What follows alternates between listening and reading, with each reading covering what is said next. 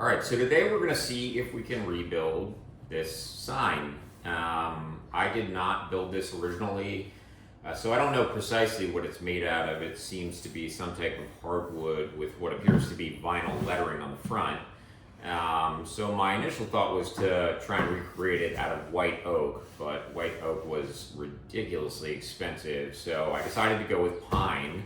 And I figure if it deteriorates or rots, obviously I'll do what I can to protect it. But if it deteriorates or rots over time, I can always rebuild it. So let's see what we can do. Now, I don't make a ton of signs like this, so my intention wasn't to try and reinvent the wheel. My goal was just to make a new and hopefully nicer version of what they already had.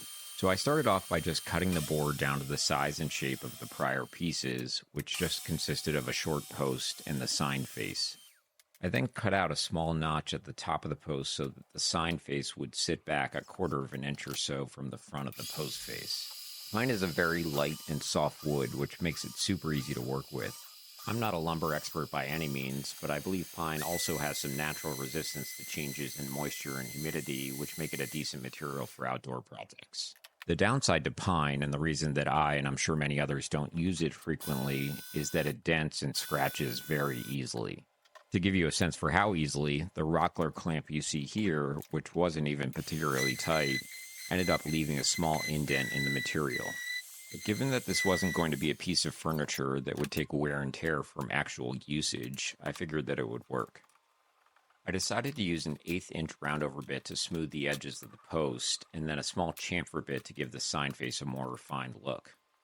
Now, it probably would have been easier just to do this with a normal handheld router, but I had just built this table in RouterLift, which I covered in another video, so I wanted to make use of it.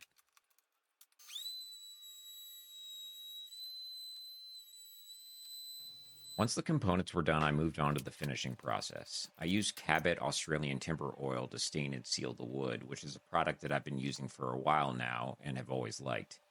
It looks strangely dark in the can, but applies and dries to a much lighter and nicer finish. While I waited for that to dry, I fired up my computer and used Silhouette Cameo to recreate the wording and outline of the sign.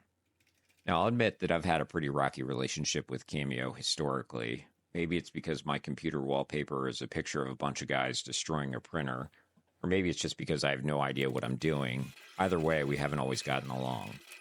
Fortunately for me, I managed to get the vinyl cutouts for the sign done without too much trouble this time around. Once the wood finish was dry, I used some transfer tape and rapid tack to position and apply the vinyl. I've watched probably 100 videos where people seemingly do this with ease, but I've always found it to be a tricky process where one small mistake can put you right back at square one. So I always make sure to take my time and slowly peel the transfer tape back, making sure that each individual letter is completely off and positioned correctly before moving on to the next. Removing the transfer tape isn't as much of an issue if you don't use rapid tack, but when the wording is almost 2 feet long like it is here, I'm just not confident enough that I can get it aligned correctly on the first try, which is what you have to do when you're not using it. Once the wording was done, I moved on to the outline, which was relatively easy in comparison.